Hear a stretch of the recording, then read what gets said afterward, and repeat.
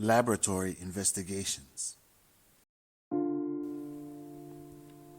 Being a part of the medical community, whether being a medical student or a practitioner, it is important to be able to read common lab results and, if possible, prescribe or recommend the proper medication and treatment. It is quite common for a patient or someone to randomly come up to you with their lab results and ask you, "What do I have? Is it good or bad? And what should I take or do next?"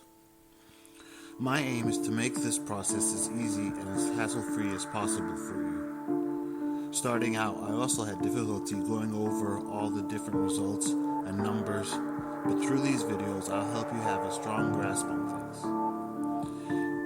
If you've seen the senior internists or those with a great amount of experience going through lab results, it often seems they are just quickly skimming through them.